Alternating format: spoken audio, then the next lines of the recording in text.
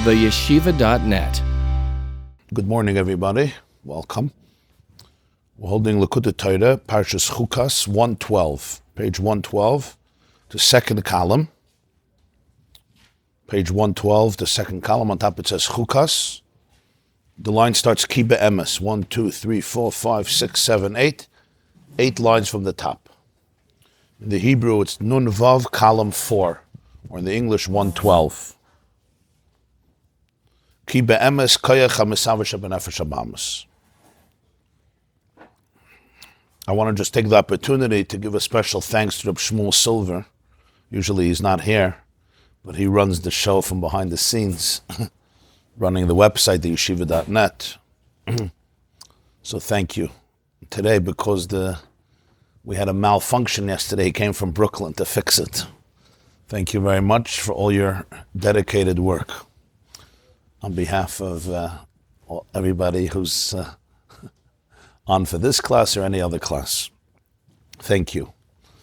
Okay, so the main point that we learned yesterday's class, Monday morning, after explaining what's the significance or the symbol, one of the symbolisms behind the burning of the red cow, the red heifer, the parah aduma, reducing it to ashes, and then that ashes was mixed with water, and that became an agent of cleansing, and not just cleansing, but cleansing from the most severe and difficult impurity, known as the mechatos, the water, the mixture of the water with the ashes of the parah aduma.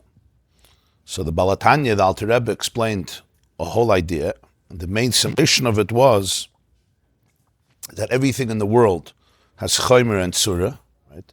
The Chaimer is the raw form of the raw reality of it, the raw material of it, and the Tzura is the form that we sculpture onto the Chaimer. And in our world, we don't have something that has a Chaimer without a Tzura, or a Tzura without a Chaimer. In concept, you can distinguish between the two, but the concept is that everything in our world is a combination, it's a synthesis of Chaimer and Tzura. The Chaimer is the raw reality. The Tzura is the raw reality gets formed into a particular Tzura, and that becomes now the reality of it, the Chaimer of it. But essentially, one has to understand that the Tzura is imposed. It may be additional to the Chaimer. The original Chaimer comes with a different Tzura, or on a more abstract level, may not have a Tzura. Physical, every Chaimer has a Tzura. The question is, what Tzura? This table, even when it was part of the tree, it still had a Tzura, just had the Tzura of a tree, it didn't have the Tzura of a table. Same is true with the chair, or the tissue box, or the cup. Everything had a Tzura, but the Tzura gets an expression, right? Loivish Tzura, Paishet Tzura, Loivish Tzura. You take off one Tzura, you put on another Tzura. The same is true also when you're talking about on a deeper level, not just on a physical level. And that is, as he describes it in the parah, the cow, or the animal consciousness of a person, the nefesh habamis of a person. It also has a chaimer and it has a tzura. The chaimer is the raw material of it, the raw reality of it.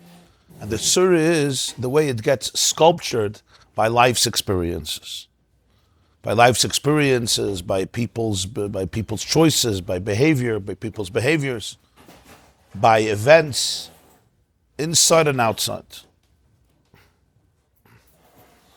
In simple English, you have the chaimer of the brain, right? The way the brain is, mitzad, its natural identity. And then there's the tzura. And the tzuras can become very, very intricate and complex.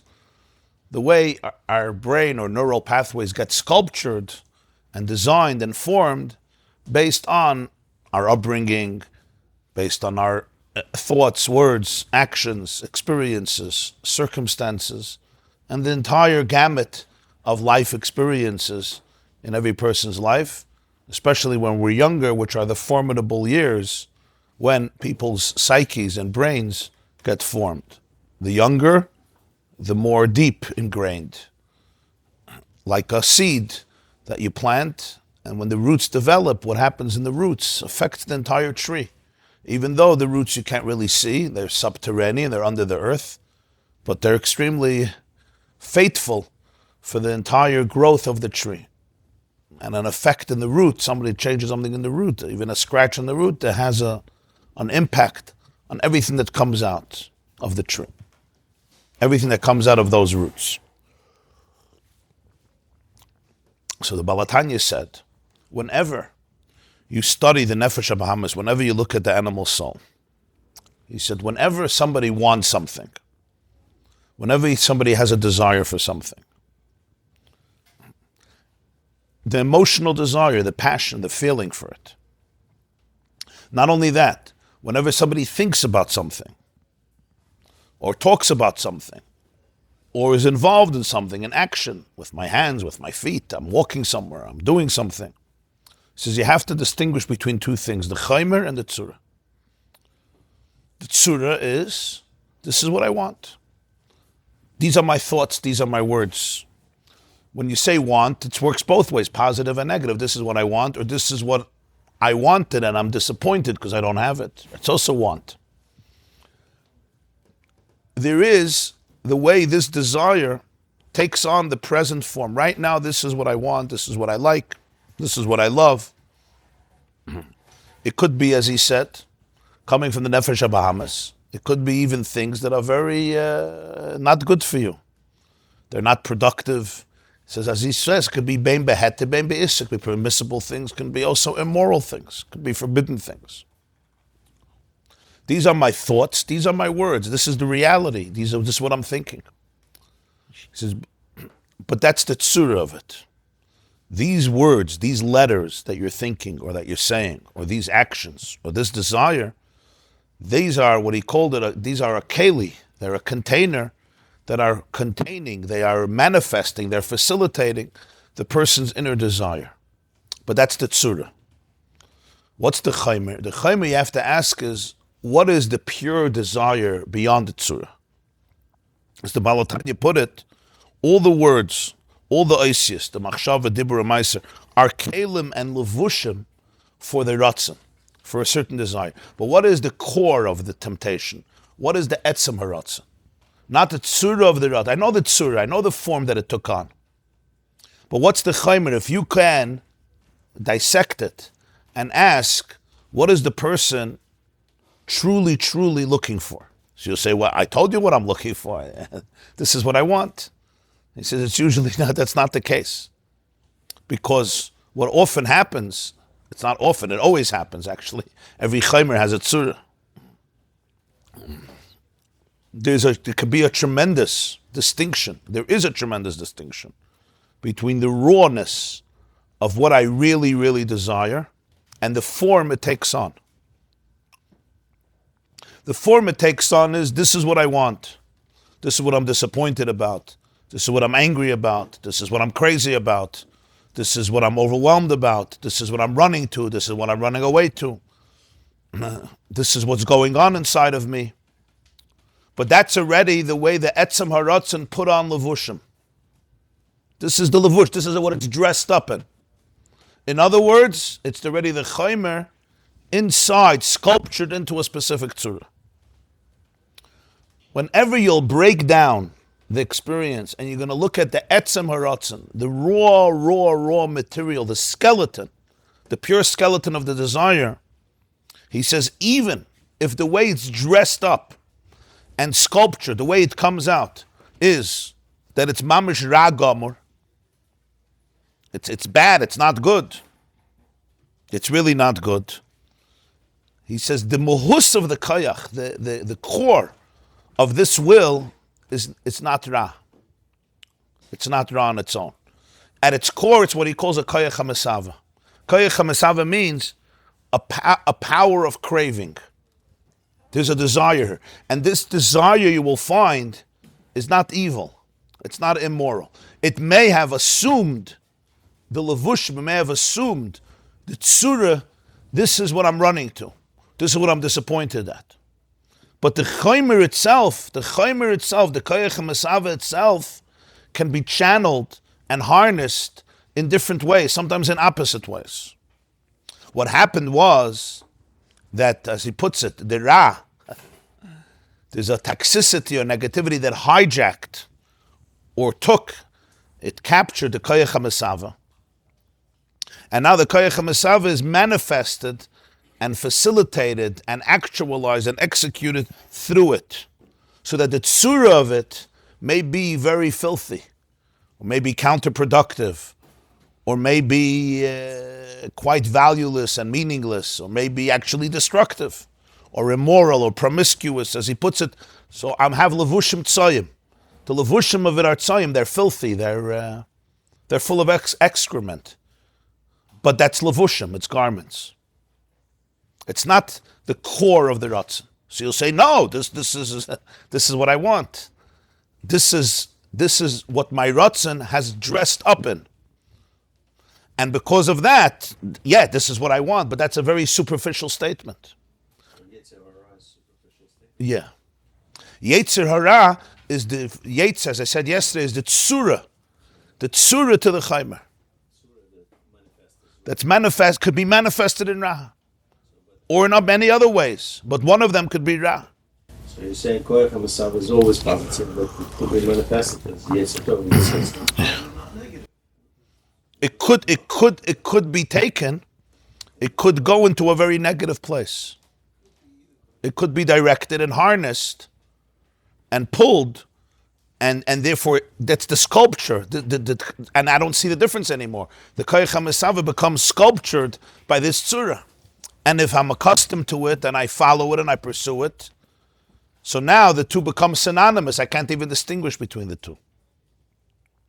They become completely one in my life because the chaimer and the tzura become one. I look at this table and I say, oh, there's the wood that comes from the tree, and then there's a table. I see a table. Now, when it comes to physical reality, we all understand that there was a tzura that was formed, and previously it had another tzura. When it comes to the internal dynamics of a person, they're so close to each other, the tzura and the chaimer, that it can become indistinguishable. Because in my feelings, no, this is what I'm feeling. I'm not feeling anything else. The tzura is now ingrained and embedded in the chaimer to the point that I can't distinguish between the two. No, so that's what we explained. That the nefesh habahamis itself, like every behemoth, like every animal, its focus is survival. Its focus is life. So that chaimer is not bad. On the contrary, it's a big mitzvah to live. So the chaimer itself of the nefesh habahamis, the koyach hamisava, yeah, is here to live, to survive, to propagate, to make sure I could function in the best way possible as the animal knows what to do with the tools that it has. In this case, with the brain that it has, with the nefesh that it has. Nefesh habahamis, the full consciousness that's given to the behemoth, which includes, of course, all of its organs and limbs, and its brain and its heart, and seichel and midas, etc. And every animal has it. Every insect has it. Every reptile has it. Every fish has it. Every mammal has it. Everyone has it in their own way, right? And certainly every human being has it in quite a more intelligent and sophisticated way. So that core is not evil. It's not evil. Nefesh habahamis is not a bad thing. Ultimately, everything comes from the Ein Sof. But as he explained at length about the Parah, comes from the left side. We explained the right and the left and the tzimtzum and all that, so that it could form into a behemoth. But essentially, that's also an expression of the Ein Sof. But in the consciousness of the behemoth, I want to live. I want to survive, and I want to live in the best way possible. Be comfortable, be content, be happy, be satisfied. And the nefesh habahamis is responsible for regulating the body, for all the bodily functions. Nefesh habasar bedami, the Torah says. You don't need blood because nefesh habasar bedami, right? The soul of the flesh is in the blood. The blood represents life. The blood represents the circulatory system, represents the functionality of the soul through the blood circulation. And the seat of it, Rosh, is in the head, is in the brain. The seat of the soul, so to speak. And the blood, the heart, which comes from the heart. And from there it extends to all the organs and limbs. So at its core, you're not talking about something nasty or bad or immoral. But now think about it, right? My animal wants to survive. It learns the mechanism of survival based on the circumstances of its life. And based on what it discovers, and based on its information, and based on its experiences. And these become hardwired, or at least it feels like it's hardwired to a certain degree, encoded into the Chaim of the Nefesh HaBahamas. So now at some point, this is my tzura, but it's the tzura, it's not the Chaimer. So there's a distinction. The distinction is so powerful that he calls the tzura a lavush. Now, we don't really mean that there's a garment here. It's not that the animal soul says, oh, this is my coat. Let me take off my coat. Taking off your coat, taking off your jacket is not so difficult. The jacket is dirty, you take it off. You give it to the cleaners. Or take a shmata and wipe it off. If it's mamish dirty and it's not solvable, so throw it in the garbage. When it comes to the Nefesh HaBahamas, the levushim are not so disposable or even identifiable as levushim. But if this became my mode of survival, whatever that means for a person. So imagine I'm 2 years old, I'm 3 years old, my Nefesh HaBahamas, my Nefesh HaBahamas, now it needs to survive. In order to be able to survive, it can cultivate and develop so many different types of tzuras. And some of these tzuras, as I grow older, may not be serving me well in terms of relationships, in terms of behavior, in terms of discipline, in terms of connection, in terms of integrity, but in terms of serenity, happiness. But this is my survival mechanism. This is how I know to survive. And the brain knows one thing: survival, survival, survival. That's the name of the game. You survive, because if you survive, you can live. That's its function. It's doing its thing. So now I have all these tzuras. I have all these horrible, horrible, crazy taivas. Yeah. All these horrible fears or anxieties or whatever it is. Every Nefesh HaBahamas according to its unique identity and chemistry. The worst thing you can do is call it evil and disgusting. He says you're not identifying the Koyach HaMesava. You have to go back to the Koyach HaMesava. The Koyach HaMesava is very, very raw. It's very raw, and it's never ever ra. It's never disgusting or grotesque or sick. It's a fascinating thing that Alter Rebbe is writing this. You understand, this Maimah is a few hundred years ago. He says, you'll never find a Koyach HaMesava that's ra. You will not find it. I may be right now craving something horrible. Something that's broken, that's destructive, that's petty, that's foolish. Something that's destroying me or destroying others. That's a fact. It could be things beheter, which are not good necessarily, just may be permissible, but it's not necessarily productive or meaningful or divine. Or it could be beiser, which is a lower level. But that's not the Koyach HaMesava. It became the Koyach HaMesava. It's the tziyur of the Koyach HaMesava. So Clark, this was the main nekuda. Why is this so important? It's extremely important because this tells us, first of all, tells us how to look at yourself, but also it tells us what the mission is. The mission is not Milchemes Hashmad against the Nefesh HaBahamas. It's not a war of Milchemes Shmad. How do you say that in English? The objective is not obliteration. The objective is not a war to obliterate, a jihad against the Nefesh HaBahamas. That's not the point. It's really an educational war. It's a milchama to enlighten, to be mechanech, to be able to differentiate in a very empathetic and kind way between the tzura and the chaimer. In Hebrew, you would say it's a milchama chinuchit, not milchemet hashmad. אתה מבין? So, what's the mission of Koyach HaMesava? To be satisfied? To be fulfilled? What? The Koyach HaMesava wants to be fulfilled, but the first fulfillment is v'chai behem v'lo sheyamuz behem. I want to live.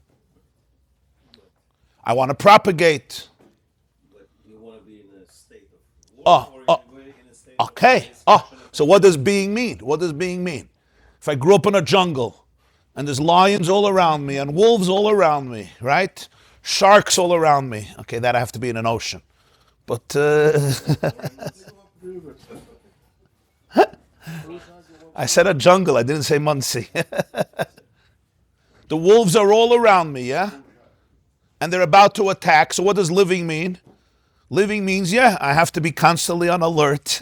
I have to be constantly anxious. And my gun has to be out 24 hours a day waiting. Like I told you, they once found in the 1970s a Japanese soldier who did not know that the war was over.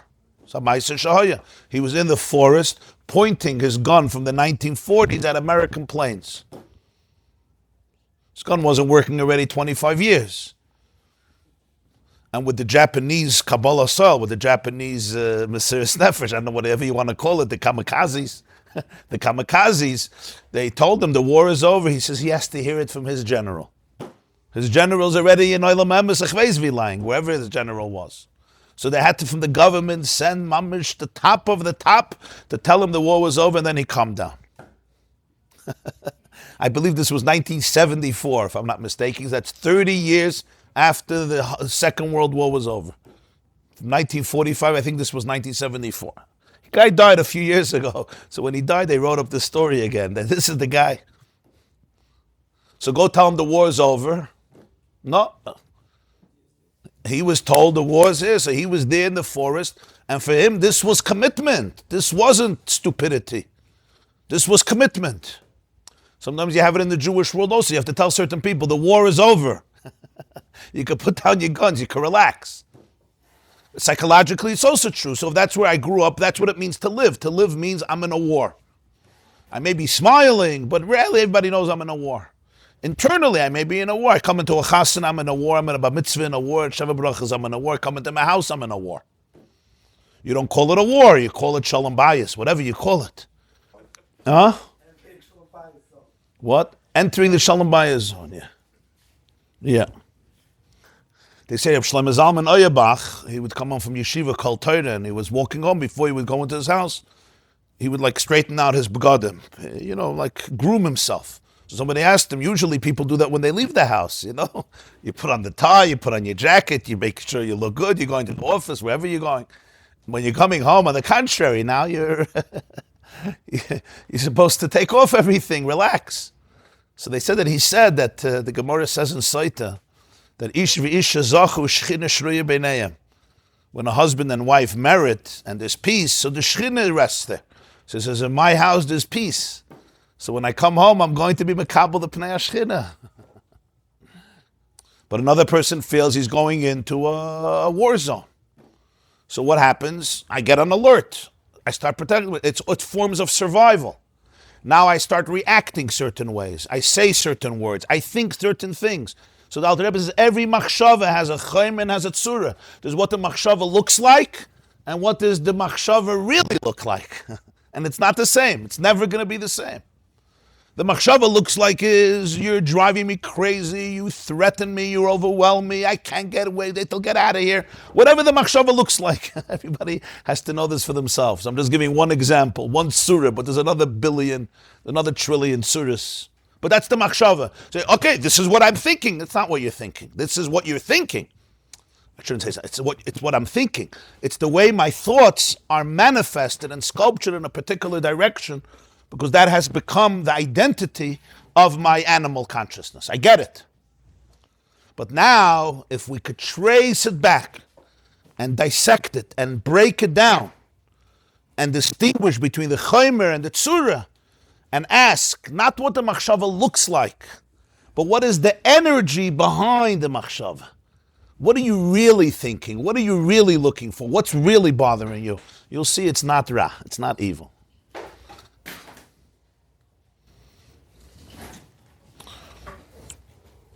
Chaim once said, "En yeled ra, yesh yeled shera lo."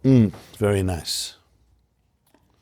En yeled ra, yesh yeled shera lo. Now, of course, if this goes untapped and uncontrolled, the Nefesh Abamis could grow into a Yetzer Hara. And the Tzura can become more aggressive and more aggressive and more aggressive. Just like the little puppy can grow into a very big, dangerous dog. And when he's not on a leash, yeah, watch out. The bite may be bigger than the bark. We have so many things that we're lacking. How do we? Which part of what are the dozens of lacking issues that we have that we connect to? Of course, we all struggle with this, but the moment I can identify it, I didn't understand the question. When you realize that you have a trauma, or whatever it is that's agitating you, someone else. Just for the record, you're the first one to mention trauma today, just for the record, okay? I rest my case, yeah? You've been sitting here for too long, yeah? That's the euphemism for the negativity that we possess in ourselves, okay? So you're saying that you should really know that it's the only ones. In fact, you have this, not a don't frown upon it, don't get down on yourself. Really. Yeah. Beautiful, don't destroy yourself. The root is the part that you don't. How do you reapply it to the root? Oh, okay, 1 second. We'll see in a moment. But using that word, if you want to use trauma in a more general term, yeah, what's the real concept? The real concept is that my nefesh habahamis assumes a certain tzura, and it becomes fixed, and this becomes embedded in me, and these are my reactions now. My thoughts follow this pattern, my words follow this pattern, my actions follow this pattern, my emotions follow this pattern. I say, this is me. It's not me. It's the tzura, it's not my chaimer. The chaimer, in order to survive, assume this tzura, because this is the only way it knows survival. This is its mechanism. These are its patterns. These are its tzuras. I may have to be hiding in a bunker for my entire life. That's survival. And if somebody opens the door to the bunker to peek in, what do? I shoot them. What do you want? What's the real koyach hamisave here? I'm a shooter? I'm a killer? No. I'm a frightened little boy who has to be in a bunker his whole life or in a closet, and you open the door, so you become my biggest enemy. You understand? The worst thing is to call this little frightened boy, he's a ritzayach, he's a lowlife, he's the most aggressive, he doesn't even know that he exists. Now this doesn't mean people don't suffer from it. I could wreak havoc with my tzura. I can wreak havoc. That's why it's so important, because this is the path to healing. Now, this could be applied in many, many different ways. I'm giving one illustration. We can give so many different types of illustrations of how the Chaimer and Suda works, but just bringing out, this is the concept.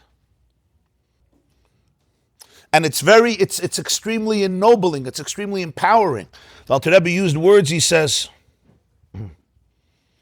used the words that the Tzura becomes Irama to the point that the person is Nimshach Lasur me mitzvahs essay or lishavos leisur.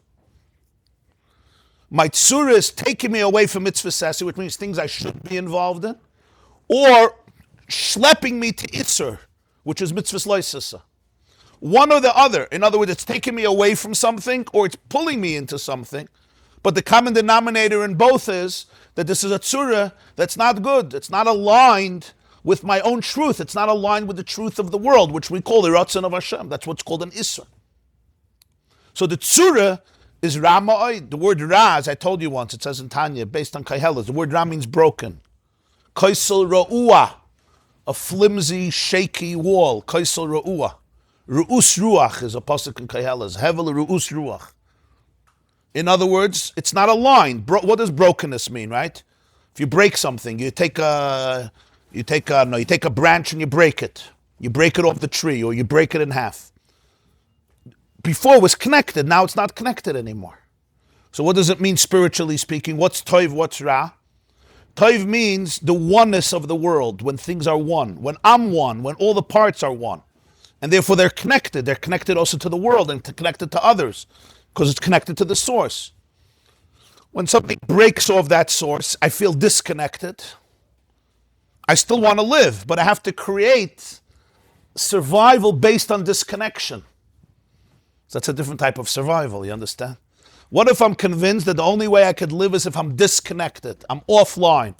You know, sometimes you go offline, so going offline is a good thing sometimes. I don't mean for the Shia to go offline. That happens also. But going offline in terms of the Tirdis and the Mishagasan. But going offline emotionally means like I just disconnect. I'm not, I'm not connected anymore. But this is survival. For some people, connection is pain. So survival is disconnect. If a person, right? If a person as a child with their primary caregivers, the connection caused tremendous, tremendous anguish. So what do? I disconnect. Now at least I can be safe.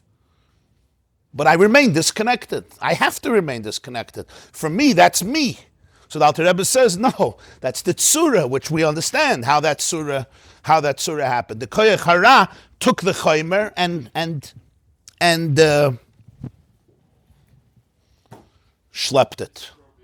We'll use the word schlepped. Are we allowed to use the word schlepped, or it's not sophisticated enough? So reingeschleppt.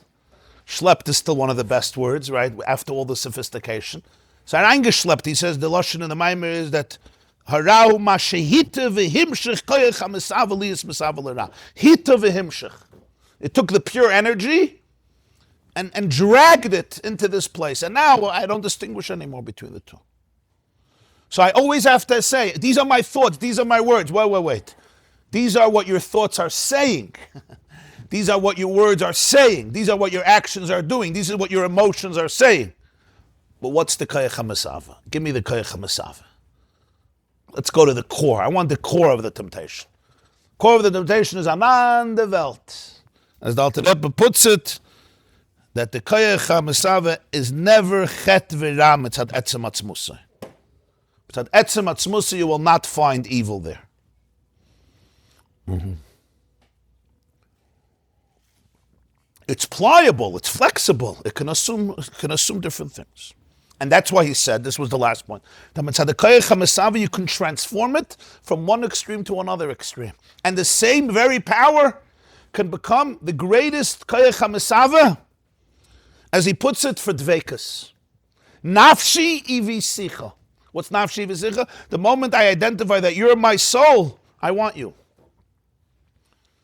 Nafshi ivisicha balayla. That's the Navi says. So Alter Rebbe teaches, the moment you identify Hashem is my soul, is my consciousness, of course I want you. I want my soul. Who doesn't want their soul?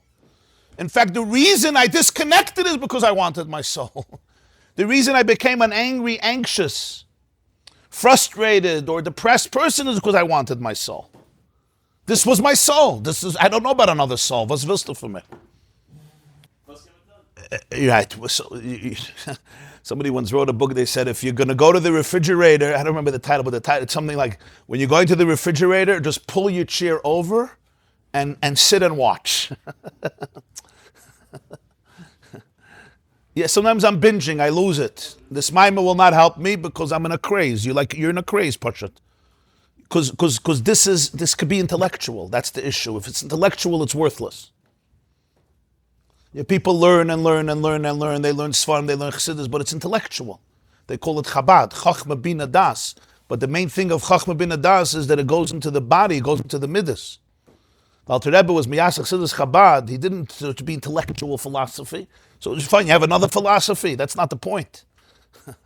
The point of Chachma Bina Das, like he says in Tanya, is to go to the midas. It has to go into my body. When I come to that refrigerator, to that pantry, this knowledge is not going to help because I'm trying to survive. You understand? Imagine somebody's choking me, chas v'shalom, right? And I'm trying, and you're going to sit there and say, I want to give you a lecture about the meaning of life. Stop sugar and get out of here. Do me a favor. Huh? Oh, what I need is somebody to take this grip away from me. I can breathe. Now start philosophizing. It's maybe a weird example. When I'm binging, somebody's choking me, I promise you. Somebody is stressing me out. I'm threatened. There's no reason I'm eating crazy things or whatever I'm doing because I'm threatened. Emotionally, there's a threat here. It's not a physical threat, but emotionally, I'm like, if I don't eat this, what does every binger say? If you don't eat this, right? The world is gonna. What's up if you're not gonna eat it? Life is gonna stop. That's what the Nefesh Bahamas does. So all philosophy is ineffective. Even spiritual philosophy, because I have to. That's why his bindiness is so important. Before and after, because you have to connect to it. It has to become real in a very calm way. You have to be in a certain mode. And then most of the times you don't even have to get to that place where you're fighting like a meshugana, because you're already in a healthier place. But even if you're in that place, there's more hope that you'll be able to see it that way, and that the body will have enough confidence. Shabbos will say, you know what? I'm not such a crazy monkey to not have this control. I respect myself more than I think I do. It's really about self-respect, by the way. This is all about self-respect. The koyach ha'mesava, you have to respect it. You self-respect. It's not a crazy. You're not a crazy animal. You're not a sick person. You're not an evil person. You're not an immoral person. Even if this is what I'm struggling with, it's a very deep form of self-respect. But even if I lose it, I'm taka losing it, and I know I'm losing it, at least pull over a chair and watch it, because that will give you will give you insight. Wow, look what just happened. Look what just happened. Ask yourself, what just happened? Listen, this is a daily avodah. This is not a daily, it's an hourly avodah. This is minute by minute. But this is what avodas Hashem is. This is what avodas Hashem is. This is what it means to take control of my life, to take control of me, to realize that there's something serious about my life. It's not a milsa de b'dichus, it's not a joke. So people go off to they basically lost the respect within the system. And then he's saying the way to go out of there is to find themselves and to gain self-respect back. That's an interesting definition. What I would say is that quite a few people, maybe even all, or maybe most, or quite a lot, of people who, so to speak, go over the derech, what we call going over the derech. Well, Dr. Tursky Alav Shalom once said, he says, I'm not sure if they went over the derech or we went over the derech. That's what Dr. Tursky once said. He said it's a separate question. But, or that the derech became so narrow that if it's the only place for me to walk. So if you don't walk on my gate, you're off the derech. You ever saw on a highway? It's interesting. The car in front of me is a kratza procrastinator. The guy behind me is a meshugana. The only guy who drives normally is ani. Ich bin der Einzige. I should be the only one on the highway. The guy behind me, I don't know what he's so nervous about. He probably has problems. And the guy in front of me, I don't know, he probably doesn't work anymore. He's retired. He won the lottery. I'm the only one who drives normally, right? Over the years, I traveled to many communities. So you have Jews, Reform, Conservative, Orthodox, Ultra-Orthodox, Modern Orthodox, Chassidim Gufa. You have a Vizhnitzer, mit a Babavim, mit a Lubavitcher, mit a Satum, mit Pinsk, Karolin, Bells, Machnovka, and it's very complicated, you know, the Ger and Vision. Interesting. And then you have secular Jews, Bichlal, unaffiliated, conservadox, reconstructionists. You know what the interesting thing is? Any group you talk to, they consider themselves, I'm the normal Jew. Everyone who's a little more frum than me is a meshugana, is a kanoi, a tzedreiter. And anyone who's a little less doesn't give a hoot, he's modern. I'm the guy who drives normal. They say that there was once an Alta Yid, he was turning 90, so his wife said, what do you want for a birthday? He said, I never had a car. If you get me a car, beautiful. So for 90, first time in his life, he's driving. He gets on the highway. His wife calls him and says, you have to be careful, because I hear on the radio that on this highway, on the FDR, all the cars are going in one direction, but there's one car going in the opposite direction. So be very, very careful. Be very, very careful, because you don't want an accident. He says, one car going in the opposite direction.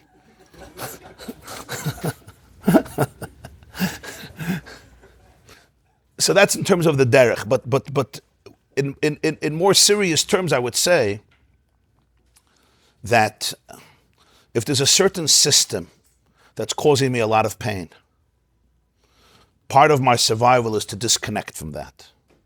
and to create a substitute survival mechanism. So if I grew up in a system or in a house or in a school or in a community and there was a lot of pain, it's very hard to live that way. So one of the mechanisms is going to be I'm going to disconnect, and I'm going to remain disconnected from the source that causes me that pain. It may be my parents, it may be my community, it may be my teachers, it may be the way God was presented to me, it may be Yiddishkeit, it may be all of them. That's, I think, what you were saying. That's a way of finding myself. In order to find myself, if I remain present in this system, what does it tell me? It tells me every day that I'm a loser or I'm a failure. I can't hear that anymore. I'm done. You understand? So I find a place where I don't feel like a loser. That's why what's the worst thing that parents can do? Detach from that child. If the parents become the greatest supporters of that child, so now the connection with the parents doesn't cause them pain, doesn't cause her pain. So the way, so their life becomes much more manageable with a lot of good results. But generally, it's all connected to this. So when you look at somebody of the derech, there's the tzura and there's the chaimer. So if you look at the tzura, this is who the person is. If you look at the chaimer, you'll see a whole different story. If you go to the Koyach HaMesava, you'll see a whole different story. The eitzah for the person surrounded by the wolves is to surround yourself with doves, to surround yourself with angels. We don't have to stay around wolves. I once heard from Rabbi Jonathan Sachs, Olav Shalom. It's a beautiful story. He said the first time he came to visit the Lubavitcher Rebbe, he was 20 years old. He had long hair. He was very confused about his future and about Judaism. It was 1968. He was born in 1948. It was after the Six-Day War. I heard this from him. So he said he came in to the Rebbe, was around 2:20 in the morning. The Rebbe would see people during the night, not during the day. Start 8:30 and go through the night. And he was a British kid. You know, British they're not Americans. So this was very strange for him. He took a Greyhound bus. He said he would travel through the United States. In any case, so he came to ask questions. So he said he was there for like 2 hours, and he asked the Rebbe a bunch of questions, mostly philosophical, sociological, historical, theology. Rabbi Sachs was a very brilliant man. And he was a student of philosophy, I think, at Cambridge University. So he said when he finished, he was ready to leave. It was a long conversation. He was very, very moved. He was touched. I mean, it changed his whole life. But he said when he was about to leave, the Rebbe said, "You asked me so many questions. Can I ask you a question?" He didn't expect that, you know. What was about you? We're going to ask a 20-year-old kid from Cambridge. So he said, my question is, what are you doing for Jewish life in Cambridge University? What are you doing for Jewish life in Cambridge University? So he said, I wasn't doing anything for Jewish life in Cambridge University, nor did I care about Jewish life in Cambridge University, nor did I know if I cared about my own Jewishness. That's why I was here. But you're British. If you're American, you say, I couldn't care less. But you're British, you speak nicely. So he said, I told the Rebbe, I started to formulate an answer, which was very sophisticated. And I said, in the situation I find myself in, and he wanted to finish, some cute British sentence, whatever. So he said that the Rebbe interrupted him mid-sentence and said a human being never finds himself in a situation. A human being puts himself in a situation. And if you put yourself in one situation, you can always put yourself in a different situation. And then he told them that you have the power to be a rabbi's rabbi. You have the power to be a rabbi's rabbi. He said this story when he became the chief rabbi of England, which was, 20, 30 years later. What's my point? What do you mean a person never finds himself in a situation? Of course I find myself in situations. Who doesn't find themselves in situations? I'm stuck in traffic. I put myself in the situation. I missed the flight is delayed. The plane breaks down. I put myself in the situation. There's a fog that's coming from a fire in Canada. I didn't do it. All of life we find ourselves in situations, right? I decided where I should be born, when I should be born. I put myself in that situation. I decided if I should be a Jew or a not Jew, male or a female. Well, today people think they do decide that, but I decided who's my mother, who's my father, where I live. I mean, the biggest things we don't decide, right? But this is the point. The point is, there's certain situations, of course I find myself in this situation, but my reaction to it, how I frame it, how I contextualize it, what I do about it, that I have to decide. So he said the situation I find myself in, so he interrupted him. You don't find yourself. You put yourself. You have to reframe it. In other words, in different words, you're not stuck in a tzura. The Chaimer chose this tzura. You chose this tzura, you could choose a different tzura. You say, you know what? I'm going to think about this differently. No, you can't. No, I could. No, you can't. You come home and you have the same trigger, the same exact trigger from yesterday. Because your teenager doesn't disappoint. So he'll say the same thing to trigger you because he knows what your bitter is, what your shlichus in the world is, and he's going to press all the right buttons. And your spouse also knows exactly which buttons to press. So the same words you're going to hear. But today I say, you know what? We're going to choose a different surah. I know you can't. This is how you have to think. No, we're going to think about it differently. The Nefesh Rabbi is going to scream, you're killing me. You're killing me. I'm not killing you. I'm loving you.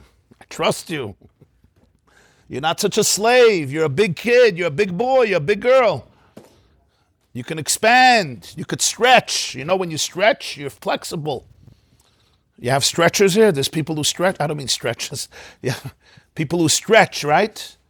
It's very powerful. The body is more pliable than we often imagine. I don't know if I'm the best guy to talk about this, but you get the concept. Mitzvah. You understand? Physically, it's hard to stretch. I can't. You're killing me. I'm not killing you. I'm opening you up. Emotionally, you're killing me. I'm not killing you. You're opening yourself up to your koyach hamisava, identifying its true needs. And therefore, these machshavas are not serving you well. Maybe for 40 years, they served you well because this was your survival mechanism. But now, it's time to press eject, take out the old CD. They still do that? And put in a new CD. You say, no, this is the only CD I know. My Spotify playlist has only this song. Arur Haman Asher Bikesh. That's all. Maybe it's time to put in Baruch Mordechai Yehudi, not just Arura Zeresh, but also Brucha Esther, V'gam Chavayna Zachal. Whatever it is, this is the CD, this is the music that plays. It's time to eject it. This CD is not essential to your brain. It's not essential. It's software, it's not hardware. So you can eject it and put in a different one. But it's very hard because the koyach hamisava became one with the tzura. So I have to be able to distinguish between the two. I want to say something else. It's interesting. When I heard this from Rabbi Sachs, the Rebbe had a minig. He would not interrupt people in the middle of sentences. He would let them finish, and then he said what he had to say. There was even this famous video. A guy came. He was Jews for Jay. Maybe he saw the video, and he was hacking to the Rebbe that he found Yoshka and this. The Rebbe didn't interrupt him. He waited till he finished, and then he told him what he said. It's a famous video. Especially you're talking to a British gentleman interrupting in the middle of a sentence. And then I realized that the interruption in the middle of the sentence, that's essential to the whole message. Because we all have these sentences inside of us. I can't. This situation I find myself in. That's how the mind works. That's the machshav he's talking about. What's the avodah? You have to interrupt in the middle of the sentence and say, well, relax. You don't have to go into the same tzura. You're not a prisoner. Yeah, transformers, exactly. That interruption in the middle of the sentence, that's the avodah. Interrupt the sentence. The sentence is not kodesh kadoshim. The sentence is the tzura that I took on in order to be able to live. I get it. You don't have to get angry at it, but you don't have to be a slave to it. But like the Alter Rebbe says in Tanya, for a Jew, limud haTorah is organic. It's natural. That's what the neshama loves. The neshama dekvikt sich mit lernen. Because Torah is a yichud with Hashem. It's a yichud nifla she'en yichud kamayu nimtza klal. That's the lashon of Tanya in Perek Hey. Yichud nifla she'en yichud kamayu v'loy ka'erkei nimtza klal. Liyos la'chadim u'miyuchadim mamish mikol tzadu pina. The dveikus through Torah is the most organic, natural, delightful thing for the Jewish soul. Some people have trauma from it. That's true, because nobody ever taught that to them. For them, learning just meant force, coercion. You're not good. You'll never make it. So they see Torah. They're allergic to it. So again, this is it's a condition. They have to be helped. But somebody who doesn't have that experience, it's lisanig al Hashem. Any nekuda in Torah, because it touches the DNA of reality. It's real Torah. It touches Elikus. It's the truth of life. Whether you're learning Halacha, you're learning Agada, you're learning Chumash Rashi, you're learning Chumash and Ramban, you're learning Mishnayos, you're learning Gemara, whatever it is.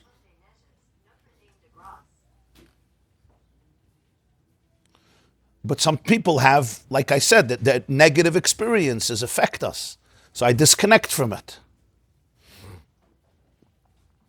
You know, I sometimes get emails from people. A guy didn't open up a safe in 45 years. Pure trauma. Pure trauma. He opens up the safe, and what does it remind him? It reminds him that he's not only not respected, but he's a loser. So why should he go there? So he disconnects from it. He finds a different path.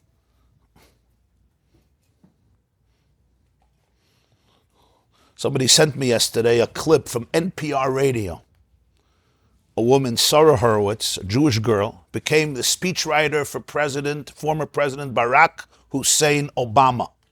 She became his speechwriter. And then after after his term finished, she became the main speechwriter for the First Lady, Michelle Obama. So she's telling her whole life story, and she says that she grew up in a Jewish home, but a secular home, but culturally Jewish. So culturally Jewish means you had some Hebrew school experiences, you know, you had a Seder, whatever, you went to synagogue once a year. Huh? Matzah balls. She described it on a radio interview. Somebody sent me a clip. So she says, but at 13 or 12 or 13, I realized there's nothing here. So I checked out. You know, I told my parents, thank you for the cultural experience, but I knew that anything serious in terms of identity, life, purpose, I have to go elsewhere. And I went searching. And she built herself up, and she had a very successful career, made it into the White House. And she says, and then a few decades later, she was looking for meaning, and she couldn't find it anywhere. And somebody suggested that she should go to a shiur, a Torah class. And she said, what? That I left when I was 12 or 13. But I don't know, the person convinced her. And she went, and she said she heard things about Judaism she never knew her whole life. So now she completely transformed her entire life. And it's fascinating, right?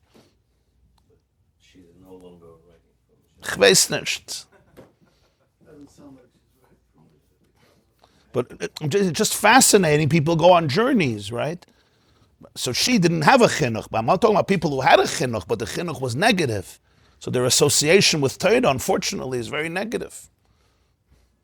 But that's not, the negativity is superficial. The negativity is not, it's not the chip of their soul, you know? There's software, there's hardware, and then there's what they call the chip. The Koyach HaMesava, you'll see, is very pure. Zero Mastel. Why was he called Zero? Zero Mastel, yeah.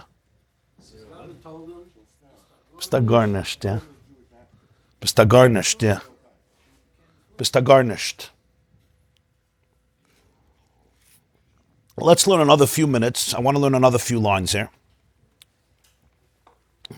Ki be'emes. 1, 2, 3, 4, 5, 6, 7, 8. 8 lines from the top. 112. Ki be'emes. Now he goes even deeper. Ki be'emes. The truth is, koyach hamis'ava shebenefesh habahamis mitzad atzmoi shorshe v'yisaydosei b'kedusha elyoina. It's much deeper than this. It's not just the koyach hamis'ava is this neutral guy. And you could schlep him here, you could schlep him there. On some level, the koyach hamisava is not bad. That's true. It can go here, it can go here. But he says, now go deeper. The truth is the koyach hamisava in the nefesh Bahamas. The chiddush in this maim is he's not talking about the nefesh Elikis, he's talking about the nefesh Bahamas. Other maimarim, you talk about the nefesh Elikis, the godly soul. The godly soul is a chelik elikam mal. This maim, the Balatanya, is talking about the paraduma. He's talking about the behema. That's the chiddush in this maim. That the animal soul is not what you think it is. The animal soul is not a chayira, a behema gasa, shegetz, a ferid. Because even a ferid is nicht as a ferid. We make up a ferid mit a behema, mit a chaya. Even these guys. Chayas HaKodesh. So he says the koyach hamisav nefesh is on its own, and he says mitzad atzmai, and that's important because we know that the koyach hamisav nefesh could grow and become monstrous, but that's not mitzad atzmai. The koyach mitzad atzmai, it's rooted in kedusha, and which kedusha? High, lofty kedusha, pnei shoyer shebemerkava. Like all the behemoths, especially the nefesh Bahamas, it's rooted in Yecheskel Hanavi's vision of the malachim that are called pnei shoyer, the face of the ox, in the Merkava, which was carrying the Kisei HaKavod, the Shechina. In other words, in its core, in its source, the Nefesh Bahamas is actually the Koyach HaMesava. It's actually divine, it's holy. Hey, Bazai, why doesn't my Nefesh Bahamas speak this language? The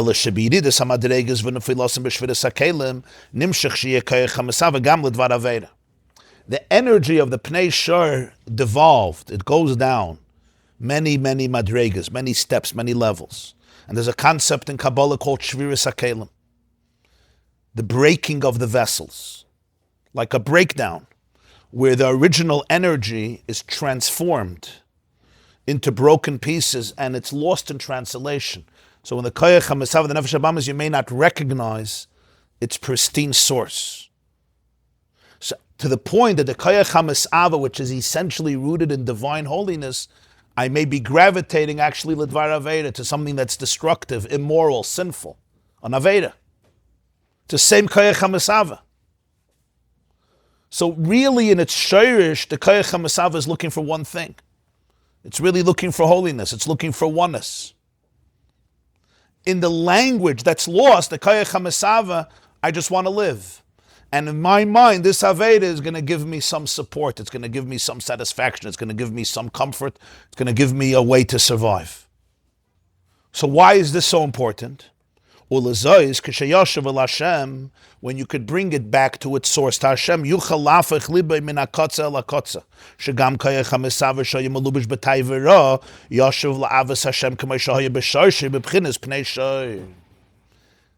so therefore, there's always transformation possible.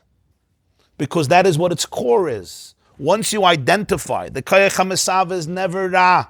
It's not looking for Ra. It's looking for survival. Not only that, deep down, where it comes from, it's looking actually for holiness.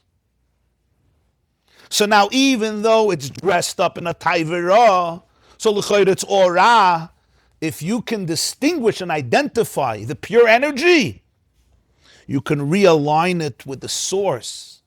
And this very same love is transformed into Avos Hashem. What's Avos Hashem? Nafshi v'sicha. I love my truth. I love my oneness. I love my core, and my core is divine. I love my soul. My real soul is not detachment. My real soul is not disconnect. My real soul is not to mistrust. My real soul is not ego. My real soul is not I need your validation and you should lift me up so I should feel that I have value. That's my poor Koyach HaMesava trying to survive through validation. What I really want is connection, and connection with the source of all connection. That's what Avos Hashem is. Connection on all levels. Connection on all levels. And that's what Avos Hashem is, like he said before, Nafshi v'sicha. And that's what I explained. The Rebbe says in Tanya and other Maimonim, a Gevaldik Vart. Why before Krishma we do a whole bracha about the Malachim? So I said yesterday, what's the Nakuda? Why is that the introduction to Shema? The Rajba's question. The answer is because you're talking to your Nefesh Bahamas. You know, sometimes you tell somebody, let me tell you wer dein Seid ist gewesen. wer dein Tate ist gewesen, wer dein Ältesteide ist gewesen, where you grew up, right? I could tell you a story about my Zayda, but it's not like telling you a story about your Zayda. Why? Because my Zayda is my Zayda, your Zayda is your Zayda. It's about your Bubba. It's a different element. It's you. It's your blood comes from there. When you talk to the Nefesh HaBahamas about the Malachim, you're saying, I want to tell you where dein Zayda is, where dein Tate is. I want to tell you who you are, where you come from. There was a Yid who just passed away, Moshe Kreuz, from Ottawa. He was 101 years old. Moshe Kreuz. They called him Moshe the Zinger. He was a wunderkind. He had a beautiful voice.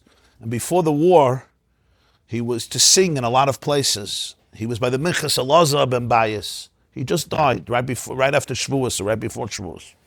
So 101 years old. So he told a story once that after the war he survived. He was in Bergen-Belsen, but he lost his family.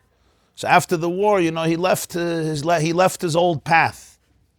And once Shabbos, he was staying with a family in the DP camps. It was Shabbos Rosh Chodesh. They schlepped him to the shul. He didn't want to go, but his hosts were going, so he went with them.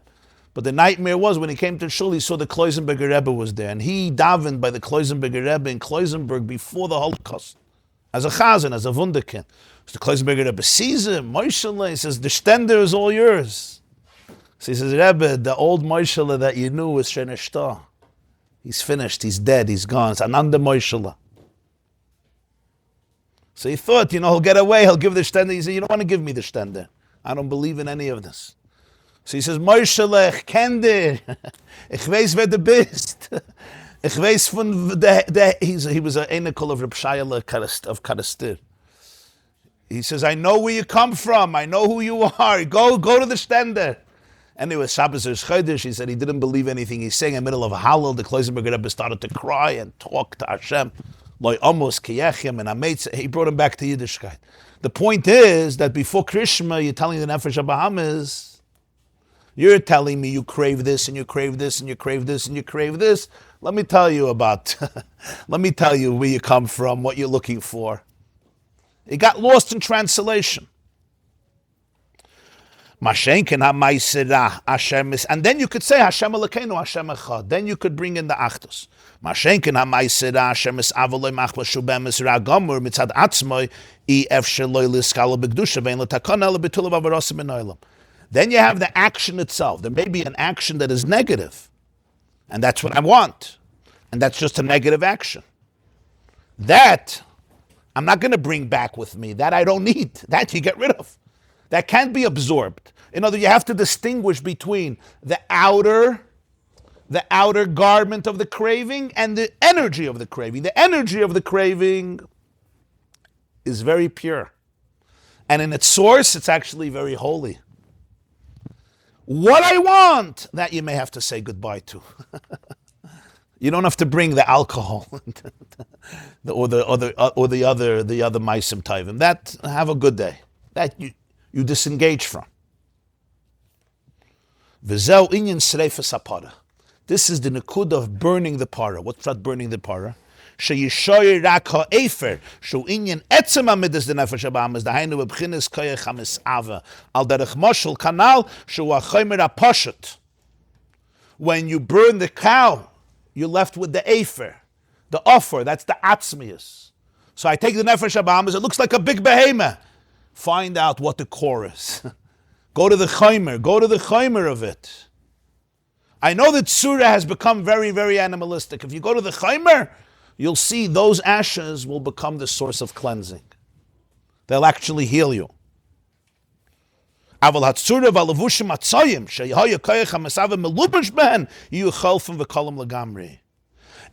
I don't need the dirty levushim. The tzura in which the koyach hamazava got dressed, I could take off the jacket. I don't need this anymore. It's automatic. The moment you identify the purity of the koyach hamazava, I don't need this tzura anymore. I don't need to be this angry guy. I don't need to be this egotistical narcissist. I don't need to be this binger or addict. Ich darf es nicht. The koyach hamazava thought it needed it. I don't want to wear a dirty suit for the rest of my life. I don't need it anymore. I thought that the only way I could live is if I wear a dirty suit, a filthy suit. Now that I identify that I have a body behind the suit, I don't need this suit. I can get rid of it. You could throw it out. Was darfst du's? Dahainu shelo yeh koyach ha'mesava melubish behanoid. Loi b'machshava shelo yasiach daiti legamri milachshav v'ledaber b'zeh v'kol shegen b'maisa chas v'shalom.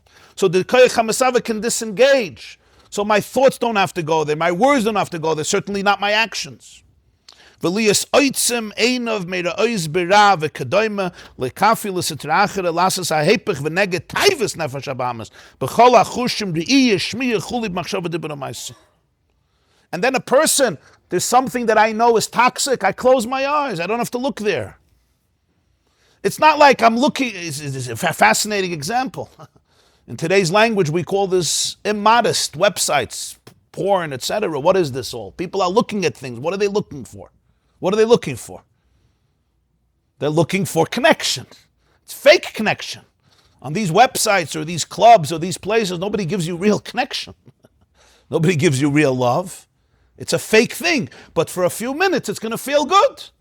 So my koyach ha'mesava is completely stuck in this taiva, and I think that's what I want. It's not what I want.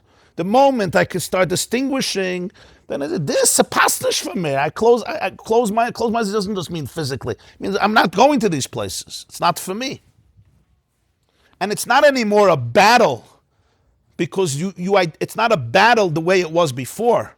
Because you know who you are. It may still be difficult because I'm so used to it. That's why you have to be disciplined. But it's a whole different perspective. And the same is true, he says, with the iyeh, shmiyah, machshava, dibur, maisa. The person changes. All the software, the thoughts, the words, the actions, the looking, the seeing, the iyeh, the shmiyah. This person gets chayes from Lashon Hara. Why does he get chayes from Lashon Hara? What happens when there's a gossip, a conversation about other people, negative, and he gets, what is it? It's always, I have a taiva for it. You have a taiva for it, but it's not the koyach ha'mesava. I have a taiva for it because my nefesh habahamis needs this conversation to feel better about myself. Or whatever it is. The moment you free yourself from that, it's a pasminish to be at this conversation. It's, what do I have with this? I'm going to sit... I'm going to sit with chazedim in the mud and celebrate it. Okay. Everybody have a beautiful, beautiful day. 9:30 we have our class for women. A gesunte Sommer, a freiliche Sommer. Yeah, I'm going to be traveling. Shabbos I'm here, but weekday sure we're not going to have now for a few weeks. I want to wish everybody a gesunte Sommer, a freiliche Sommer, in the Chaimer and in the Tzura. And in the synthesis. I'll announce, I have to see you. Resume. So one tshuva from one minor thing can bring the tshuva and all the things. I mean, the person has all these cuts and cuts, right? He has all these inyonim. So is he saying that just one thing that you rectify can rectify everything? I don't think so. It's not that extreme. No. Everything helps, listen. Every tnuah helps. It's like exercise. Any limb that you exercise helps the entire body. But it doesn't mean I shouldn't exercise other limbs. Because if the circulation is better in my finger, it's better everywhere. But there's other exercises. But we're doing this gray area. One thing where there's a problem to learn Torah. Let's say it's just a question of you're tired, right? So you see that they're taking more, they push themselves, even baited. Okay, so this every person has to. I don't know that there's a rule. This class is brought to you by theyeshiva.net. Please help us continue the classes. Make even a small contribution at www.theyeshiva.net/donate.